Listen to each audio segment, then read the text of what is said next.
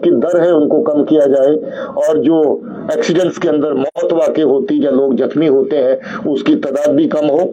इसमें काफी अच्छा काम हुआ है, मगर बहुत सारा काम अभी बाकी है जिसके ऊपर कार्रवाई जारी है। क्राइम ब्रांच का मैंने जिक्र किया, इसके अंदर एएनटीएफ हमने लाया था, एंटी नार्को टास्क फोर्स, इसने भी बहुत अच्छा काम किया है। काफी सारे केसेस इन्होंने नारकोटिक्स के डील किए। इकोनॉमिक ऑफेंसेस विंग और स्पेशल क्राइम के विंग ने भी 191 के करीब जो स्पेशल क्राइम है उनके केसेस को डील किया। इसी तरह साइबर क्राइम के भी लगभग 8 केसेस इस साल के दौरान जो है वो किए। सीसीटीएनएस एक तरह की हमारी बहुत ही उपयोगी फायदेमंद जो एक समझ लीजिए कि एक स्कीम है जिसके तहत हर थाना और हर ऑफिस इस वक्त कवर करने की कोशिश जारी है। सीसीटीएनएस को हम लोगों ने और एक्सपेंड किया। बहुत सारे ऑफिस, बहुत सारे नए थाने जो इसके अंदर शामिल नहीं थे उनको इसके अंदर लाया गया और इसके तहत जो सिटीजन सेंट्रिक सर्विसेज हैं उनमें भी और ज्यादा बढ़ोतरी की जाएगी और उसमें हम लोग कोशिश कर रहे हैं कि जल्द ही सीसीटीएनएस जो है वो पब्लिक के लिए एक ऐसा प्लेटफॉर्म बन के निकले कि हर तरह की कंप्लेंट, हर तरह का ग्रीवेंस जो है वो सीसीटीएनएस के जरिए कंसर्न पुलिस ऑफिसर जहां ऑफिस तक पहुंच सके। इसके साथ साथ पुलिस के वेलफेयर के इश्यूज, ट्रेनिंग के इश्यूज, उनको भी साल 2022 में बहुत अच्छे से पुलिस हेडक्वार्टर और बाकी जो इंस्टीट्यूशंस, ऑर्गेनाइजेशंस, लोअर फॉर्मेशन इसके अंदर काम करती हैं, उन्होंने बहुत अच्छा काम किया। सिक्योरिटी का विंग हमारा जो बहुत बड़ी तादाद हमारी सुरक्षा देने की यहाँ पर लोगों को है उसको बहुत अच्छे से हैंडल किया। बहुत बड़े वीआईपी विजिट्स दिल्ली से और बाहर से रेगुलर होते रहते हैं, उनके लिए सुरक्षा के बहुत बड़े इंतजाम किए गए और बड़ी बड़ी इवेंट्स जो खासतौर पे नेशनल इवेंट्स जो है ऑर्गेनाइज हुई और उसके अंदर सिक्योरिटी विंग का बहुत बड़ा काम जो है वो रहा है। इस साल काफी बड़ी तादाद में प्रमोशंस हो चुकी हैं और आज आपकी प्रेस कॉन्फ्रेंस के बाद एक काफी बड़ा ऑर्डर मैं प्रमोशन का साइन करने जा रहा हूं। नए साल का एक और तोहफा हमारे नॉन गस्टेड ऑफिसर्स को जल्द ही देने जा रहे हैं। अभी 4000 के करीब लोग इस साल के अंदर प्रमोट हुए जो कि बहुत बड़ी तादाद है और इसमें 463 गस्टेड ऑफिसर भी है। पहले अक्सर ये तादाद नीचे लेवल पे काफी रह जाती थी मगर गस्टेड लेवल पे काफी सारी दिक्कतें रह जाती थी। इस साल 463 के करीब जो है वो गस्टेड ऑफिसर भी प्रमोशन में शामिल है। अभी रिक्रूटमेंट का जो सिलसिला है उसमें 2 बटालियन बॉर्डर की बन के लगभग तैयार है और 2 बॉर्डर की महिला बटालियन भी इस वक्त तैयार है और आपको ये जान के खुशी होगी खासतौर पे हमारी महिला पत्रकारों को कि अभी आपको पुलिस का चेहरा ग्राउंड के ऊपर महिलाओं का और ज्यादा देखने को मिलेगा और हमारे लिए ये फख्र की बात होगी, खुशी की बात होगी कि ज्यादा से ज्यादा महिलाएं पुलिस फोर्स के अंदर काम करेंगी। ट्रेनिंग सेंटर्स ने बहुत बड़ा काम किया है। मेरे पास डायरेक्टर शेर कश्मीर पुलिस एकेडमी बैठे हैं, इनके और इसके अलावा जो हमारे ट्रेनिंग सेंटर्स हैं, चाहे वो पीटीटीआई विजयपुर हो, तलवाड़ा का सेंटर हो, कठुआ का सेंटर हो, शीरी का सेंटर हो, मनीगाम का सेंटर हो, सीटीसी लिथपुरा हो, सब जगह ट्रेनिंग सेंटर्स ने बहुत ही बढ़िया काम किया है और हर तरह की ट्रेनिंग जो है वो हमारे जवानों को जो इन सर्विस ट्रेनिंग वो दी जा रही है। साथ ही साथ बेसिक ट्रेनिंग कोर्स इस वक्त 2 जगह पे चल रहे हैं और बहुत जल्द ही एडिशनल लोग हमारे तैयार होके जो बेसिक ट्रेनिंग कोर्स अपना पूरा करके, रिक्रूट कोर्स जिसको आप कहते हैं, वो पूरा करके पुलिस की सफों में शामिल होने वाले हैं। कमांडो कोर्सेज सीटीसी लिथपुरा आप लोग पता नहीं विजिट किए कि नहीं किए, श्रीनगर में, ये बिल्कुल श्रीनगर के पास है। वहां पर हमारे जो लड़के सिक्योरिटी ड्यूटीज करते हैं उनको कमांडो ट्रेनिंग देने का काम वहां पर किया जाता है।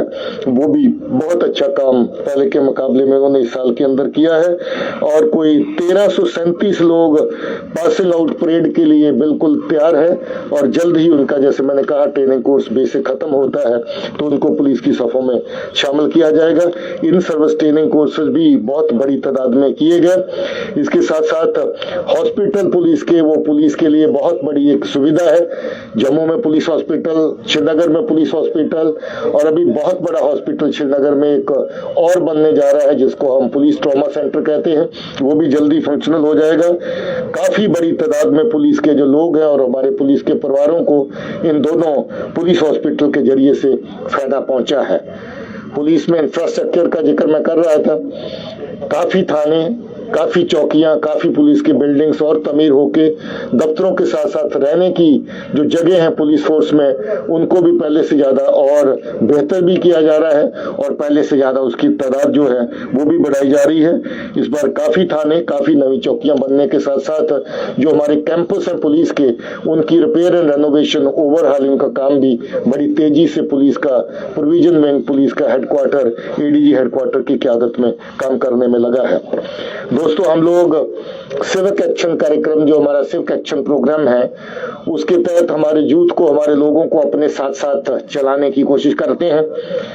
मुझे बेहद खुशी इस बात की कि मैंने इस तरह की इवेंट्स इस साल में देखी जो बड़े लंबे अरसे के बाद इस तरह के माहौल में देखने को मिली। हम लोग साइकिल की रेस करते हैं, पैडल फॉर पीस का। इतनी बड़ी तादाद थी कि मुझे लगा कि ग्राउंड कम पड़ गई जब इतने लोग आए, और इतना बड़ा जोश था कि वहां पर आपको 3 साल का बच्चा भी साइकिल चलाते हुए मिले और साथ ही साथ 65 साल का जो आदमी है वो भी अपनी कैटेगरी में साइकिल चलाते हुए मिले। आपने तस्वीरें और वो श्रीनगर की कवरेज आप लोगों ने देखी होगी। रन फॉर पीस का अगर प्रोग्राम था, उसमें इतनी बड़ी तादाद थी, हजारों की तादाद में लोगों ने पार्टिसिपेट किया। अब क्योंकि तादाद इतनी बड़ी होती है तो हम श्रीनगर और जम्मू के अलावा अब हर जिले को ये एक्टिविटी दे देते हैं, हर आर्मड पुलिस के यूनिट को ये एक्टिविटी आगे डेलीगेट कर देते हैं। ये हर जगहों पे डिसेंट्रलाइज होके होती है ताकि बहुत बड़ी तादाद में हर जगह पे यूथ हमारे साथ कनेक्ट हो सके। और इन रेसेस में, साइकिल रेस में और रन फॉर पीस की रेस में तो मुझे लगता है कम से कम 6 स्टेट से लोग आए वहां पर, और बड़ी खुशी की बात है कि अब बाहर वाली स्टेट्स के लोग भी हमारी रेसेस में हिस्सा लेने लगे हैं। उनको भी लगता है कि जम्मू कश्मीर पुलिस एक ऐसा डेस्टिनेशन है जहां खेल कूद एक नई शेप, एक नया रूप ले रहा है, और पुलिस की हुई कार्रवाइयों की ग्राउंड के ऊपर काफी हद तक प्रशंसा भी हुई। मैं हमारे जो ऑर्गेनाइजर पुलिस के विंग्स हैं उनको मुबारकबाद इसके लिए देना चाहता हूं। आपको खुशी होगी, कश्मीर में अब नाइट टूर्नामेंट होते हैं और बहुत सारे टूर्नामेंट मैं खुद जाके देख चुका हूं। बांडीपुर में क्रिकेट का रात का टूर्नामेंट, गांदरबल में क्रिकेट का रात का टूर्नामेंट, श्रीनगर प्रॉपर में रात का टूर्नामेंट, श्रीनगर डाउनटाउन में रात का टूर्नामेंट। ये चीजें नहीं दिखती थी पहले, अब ये देखने को मिल रही हैं। इससे लगता है कि लोगों का भरोसा आपकी मशीनरी में, आपके लोगों में बड़ा है, लोगों का भरोसा एक दूसरे के साथ बड़ा है, और हम इस भरोसे की बुनियाद पर कह सकते हैं कि अमन और मजबूती के साथ जहां पर पनपेगा और जल्द ही दहशतगर्दी का जाएगा। अपने जो शहीद साथी हैं उनको न सिर्फ नमन करते हैं, न सिर्फ श्रद्धांजलि पेश करते हैं, बल्कि हमेशा उनको याद करते हैं और उनके साथ साथ उनके परिवारों का जो दुख तकलीफ है उसमें हमेशा शामिल होना चाहते हैं। बहुत बड़ी तादाद में हम लोग पूर्वीर और पुलिस के हेडक्वार्टर के लेवल पे ऑर्गेनाइज करते रहते हैं। सर्विंग पुलिस के लोग जबकि हर तरह के वो फायदा पाते हैं, चाहे वो रिटायरमेंट गिफ्ट हो, चाहे वो वेलफेयर रिलीफ हो, चाहे वो हाउसिंग लोन हो, जिसकी अगर मैं तादाद बताऊंगा तो काफी ज्यादा बड़ी जो है, जिसमें इस साल जो लोगों को इस तरह के फायदे दिए गए। मगर जो हमारे डिसीज, जो हमारे साथी जिनकी शहादत हुई, उनके परिवारों की मदद का सिलसिला भी अगर देखें, रिलीफ का और बाकी जिस एरिया में उनकी मदद हो सकती है, तो वो भी करोड़ों में तादाद है, बहुत बड़ी उसकी तादाद इस वक्त बनती है। दोस्तों, हम लोग एसपीओ एक हमारा ऐसा फिरका था जो सबसे नीचे के पायदान पे काम करता है। धीरे धीरे वेलफेयर स्कीम्स के अंदर हमने एसपीओ को शामिल कर लिया है। आज स्कूल में अगर फ्री शिप देनी हो पुलिस के स्कूल में, तो हम एसपीओ को भी देने लग गए हैं। उनके बच्चों को फायदा देना हो, हम उनको भी फायदा देते हैं। उनके बीमार पड़ने पर जहाँ कहीं को ऑपरेशनल इंजरी होती है, तो आज एसपीओ भी किसी न किसी मदद का हकदार है और अच्छी खासी मदद का हकदार। और आज अगर एसपीओ की शहादत होती है तो मुझे लगता है कि जितनी रकम इसका होगा, कि जहां पुलिस के बाकी रैंक्स के लिए हमारी हमदर्दियां और हमारी जो फाइनेंशियल हेल्प है उनके साथ हमेशा रहती है, फिर सबसे बड़ी थी। और आप सबको फख्र होना चाहिए कि जम्मू कश्मीर पुलिस की तादाद इन मेडल्स में सबसे सरफहरिस्त रहती है, सबसे नंबर 1 रहती है, और पिछले साल भी हम लोग नंबर 1 थे। इसकी आपको मुबारक है। बहुत सारे इनाम जो डीजी के ऑफिस से होते हैं, 538 लोगों को पिछली बार डीजी ने अवार्ड दिए। जो पुलिस मेडल फॉर गैलेंट्री 223 पिछले साल हमारे थे। जो police medal for meritorious service है वो 30 थे। डिस्टिंग्विश्ड सर्विस के 4 अवार्ड थे, और इसके साथ यूनियन मिनिस्टर साहब की तरफ से, जो यूनियन होम मिनिस्टर साहब की तरफ से medal for excellence in investigation, जो एक नया मेडल जो है वो तैयार किया गया है, और जो अभी सब फोर्सेस को जहां पर इन्वेस्टिगेशन के विंग है उनको दिया जाता है, उसमें भी हमें मेडल मिला। जम्मू कश्मीर के जो पुलिस मेडल फॉर गैलेंट्री 266 थे, और 10 Jammu Kashmir police medal for meritorious service भी थे। इस साल के मेडल जो डीजी ऑफिस से होते हैं वो आज ऑर्डर इशू होने वाला है, और उनकी तादाद भी पहले के मुकाबले में बड़ी होने जा रही है। पहले के मुकाबले में ज्यादा लोगों की हौसला अफजाई की जाएगी।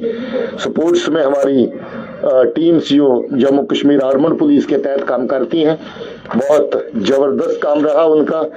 हम लोग नए नए एरियाज में जुडो, फेंसिंग, वुशु, पेंकेट सिलेट में नेशनल इंटरनेशनल लेवल पे इस वक्त मेडल हासिल कर रहे हैं। हम लोग वाटर स्पोर्ट्स में जम्मू कश्मीर टीम की बहुत बड़ा नाम बन चुकी है, क्योंकि हमारे पास माहौल है और हमारी टीम साल भर अपनी ट्रेनिंग भी करती रहती है और अलग अलग टूर्नामेंट्स में हिस्सा भी लेती रहती है। बॉक्सिंग और रेसलिंग में हमारी टीम्स ने बहुत अच्छा all India police wrestling cluster के अंदर काम किया। और इसके साथ साथ हम लोग अपने नौजवान बच्चों के लिए जो काम करते हैं, जिसमें शुदा आसमान में सीएपी के तहत भूल गया, उसमें हमारे बच्चे अब नेशनल लेवल पे परफॉर्म करने के लायक हो गए हैं। इस तरीके से मैं आज की जो मोटी मोटी बातें जो आज के पूरे साल के लेखे जोखे की हैं उनको लगभग पूरा कर चुका हूं। अगर कोई ऐसे सवालात आपके जेन में हो जो इसके बाहर आप समझते हैं कि जरूरी है, आप पूछ सकते हैं। सर, आपने कहा कि जो टीआरएफ है वो एलईडी और जेईएम का एक माउथपीस है, और टीआरएफ की तरफ से लगातार जो एम्प्लॉइज है, कल भी एक थ्रेट आया, लगातार 5 बार थ्रेट्स आए। आप इन थ्रेट्स को कैसे देखते हो? क्या लगता है आपको कि क्या करने की जरूरत है? पुलिस इस बारे में क्या कर रही है? मैंने जैसे पहले कहा कि जब किसी हैवान के खून मुंह लग जाता है तो उसको खून चूसने की, खून बहाने की आदत हो जाती है। ये ऐसी ऑर्गेनाइजेशंस हैं जिनका जिक्र हम कर रहे हैं, 3 साल खून बहाने का इन्होंने ठेका ले रखा है। कि आका बैठे होते हैं, चाहे वो आईएसआई की तरफ से हो, चाहे फिर बाकी लोग जो जम्मू कश्मीर में दहशतगर्दी को जिंदा रखने और इसको चलाने, असल में वो कार्रवाई लश्कर या उसके साथ जुड़े हुए लोग, जैश या उसके साथ जुड़े हुए लोग करते हैं। हम लोग इस तरह के बहुत सारे मॉड्यूल्स, बहुत सारे नेक्सस उनको बेनकाब कर चुके हैं। काफी सारे केसेस इस वक्त हमारे जेरे तफ्तीश हैं, कुछ केसेस हम चलान भी कर चुके हैं, जहां के इस तरह के लिंकेज पूरी तरह एस्टेब्लिश होते हैं।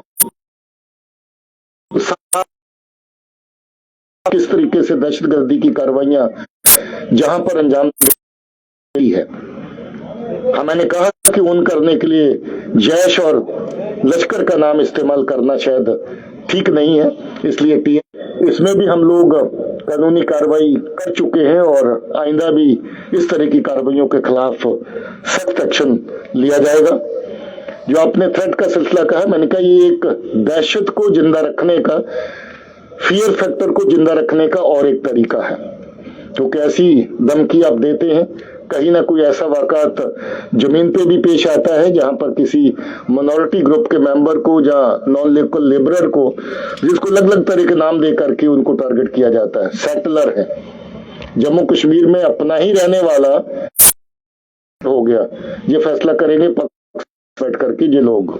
इसलिए इस तरह की वो गलत नरेशन जो है पहले पैदा करते हैं, जिससे इस तरह की कार्रवाइयों को परिवार में मदद करता है। वो सेटलर कैसे हो गया, उसके शायद पास बेचारे के पास शायद एक कमरे का रहने का ढंग का कोई कहीं कहीं इंतजाम भी नहीं होता है।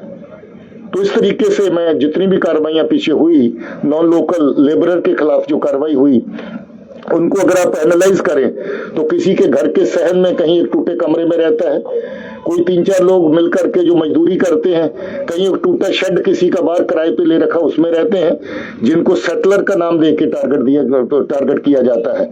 सो इस तरह की जो नरेटिव है वो बिल्कुल मोटिवेटेड है, बिल्कुल फॉल्स है, बिल्कुल जो मिस्चीवियस है, और इस तरह के नरेटिव के तहत टारगेटिंग करना जो है वो एक इनका काम बन गया है, जिससे एक डर का माहौल पैदा किया जा सके। मैंने आपको पहले ही बताया कि इस तरह की कार्रवाइयों में जितने भी मॉड्यूल शामिल थे, एक केस को छोड़ करके सब के सब मॉड्यूल हम लोग खत्म कर चुके हैं और खत्म करते जाएंगे, छोड़ेंगे नहीं। चाहे उनका कहीं से भी साजिश बनाने का सिलसिला हो, कहीं एग्जीक्यूट करने वाला बंदा कहीं से भी शामिल हो। अभी जो धमकियां फमकियां, ऐसा नहीं कि सिर्फ मिनॉरिटी के खाते में, कभी पुलिस के खाते में, कभी फोर्स के खाते में, जो काम करता है, जो जमीन पे चलता है, उसको सब किसी को थोड़ा बहुत खतरा ऐसे माहौल में रहता है। सड़क पे चलते अगर एक्सीडेंट का खतरा हो तो सड़क पे चलना बंद किया जा सकता है क्या? कल को कोई इस तरह की धमकी दे के अपना घर पे बैठ जाओ तो घर पे बैठ जाएंगे क्या? हमें तो कार्रवाई करनी है उसके खिलाफ, और वो कार्रवाई हम कर रहे हैं, और वो कार्रवाई और सख्ती से करेंगे। वाला जो मामला है, एक सवाल मेरा है, मिलिटेंसी पे आपने बहुत काबू पाया हुआ है, मगर ट्रैफिक हादसों पे रोज मृत्युएं होती है, मरते रहते हैं, इसके ऊपर कोई लगाम नहीं लगाई जा रही है। क्या वजह है कि ये ट्रैफिक के खाते में ट्रैफिक डिपार्टमेंट बेलगाम नहीं है, बल्कि ज्यादातर ड्राइवर बेलगाम होता है। मेजॉरिटी अगर एनालाइज किया जाए इन केसेस को जो एक्सीडेंट के होते हैं, तो उसमें ह्यूमन फैक्टर आता है, टेक्निकल फैक्टर बाद में आते हैं, और ह्यूमन फैक्टर में ड्राइवर खुद शामिल होता है। आजकल नए नए साधन बन गए हैं नई गाड़ी खरीदने का, बैंक से लोन उठाया, गाड़ी ली, परिवार को साथ बैठाया, गाड़ी सीखी नहीं है मगर परिवार को पहले साथ में बैठा लेते हैं गाड़ी के लिए, और बाद में पता चलता है गाड़ी चनाब में चली गई। तो मैं ये समझता हूं कि जहां ट्रैफिक के साथ ड्राइविंग का जो निजाम है, ड्राइवर काबिल है गाड़ी पे बैठने के नहीं, उसको चेक करना ज्यादा जरूरी है।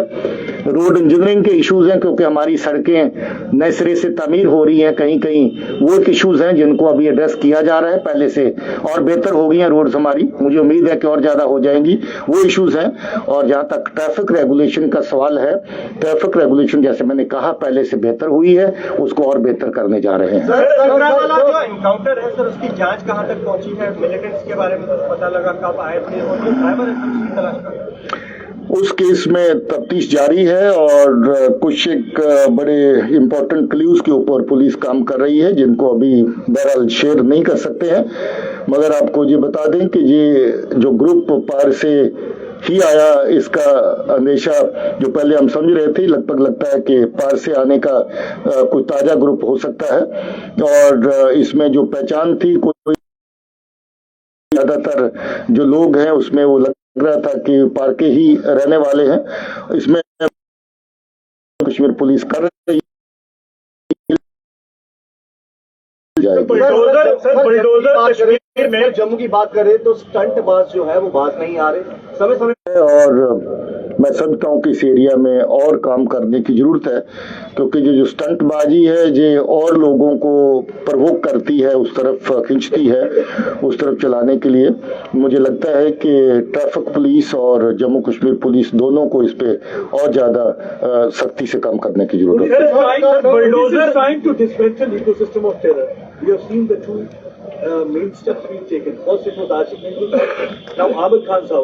When it will be Sayyid Salahuddin's house? Day is not very far. And the second question is, Sayyid Salahuddin is India's most wanted, and he continues to bring India thousand tons after so many years. Any efforts been made to get back Sayyid Salahuddin? Got in touch with Interpol to get back Sayyid Salahuddin, Ashik Nimru, Ahmed Khan, and many others, like 100 of those Kashmiri terrorists who are sitting in the lap of ISI and continue to target Kashmiris and kill. See, many of them were earlier sitting in Pakistan and carrying on terrorist activities, but they were not brought into the ambit of certain legal provisions wherein you could take strict action against them. Now, many of them, rather most of them, their dossiers have been prepared. Most of them have been notified as individual terrorists, and as individual terrorists, further action against them will follow. और sir Kashmiri पंडितों को लेकर आपने कहा कि parallel module खासकर जो targeted module थे उनको एक आधा बचा हुआ है, लेकिन अभी भी कश्मीरी पंडित एम्प्लॉइज जो हैं वो अभी भी यहाँ पे बैठे हुए हैं, कह रहे हैं कि हमें अभी भी डर है कि टारगेटेड किलिंग हो सकती है। पुलिस ने अपने लेवल पे किस तरह के स्टेप्स उठाए हैं उनकी सेफ्टी के लिए, और क्या आप उनको कहना चाहेंगे? और दूसरा, 26 जनवरी को लेकर क्या आप लोगों के पास इनपुट है और किस तरीके से आप सिक्योरिटी? सवाल के पहले हिस्से पे जितना कह दिया उतना काफी है। दूसरा हिस्सा 26 जनवरी के लिए पूरी तरह की तैयारी हमारी है, जम्मू और कश्मीर दोनों तरफ, और ये दोनों ही आने वाली इवेंट्स हमारे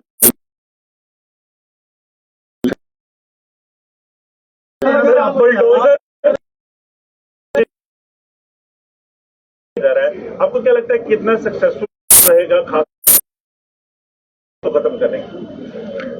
देखिए, बुलडोजर एक पनेशिया नहीं है कि आप इसको जहां मर्जी लेकर। Not being allowed to leave the country. What is your take on this, sir? You see, that must be a personal perception. Every act of police, including the investigation, registration and investigation of cases, falls under the scrutiny of the courts.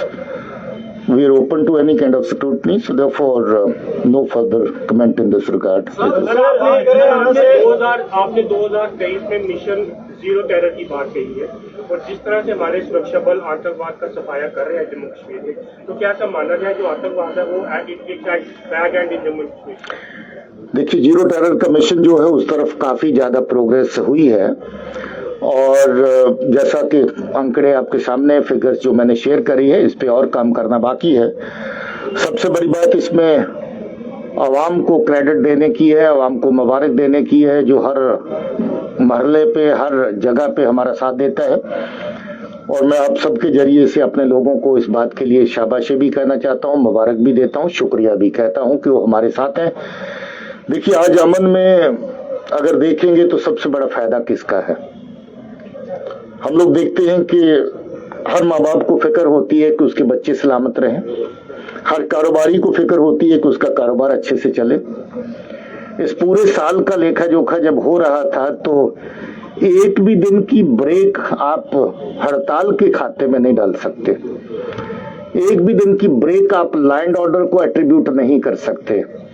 तो बिना break आपका बच्चा पढ़ रहा है, बिना break आपका कारोबार चल रहा है, बिना ब्रेक आप हर वो एक्टिविटी कर रहे हैं जिसको आप करना चाहते थे। यहाँ तो लोगों की शादियां कैंसिल हो जाती थी, शादी की डेट निकालते थे मगर शादी के दिन शादी नहीं कर पाते थे, रात को कहते थे कि नहीं आज हालात अच्छे नहीं है, थोड़े दिनों के बाद अगली डेट बताएंगे। आज ऐसा हो रहा है, तो मैं लोगों को मुबारकबाद देता हूं कि हमारे साथ हैं, और अपने फोर्सेस को, अपने पुलिस को मुबारकबाद देना चाहता हूं कि अच्छे काम की वजह से एक भी ब्रेक का दिन आज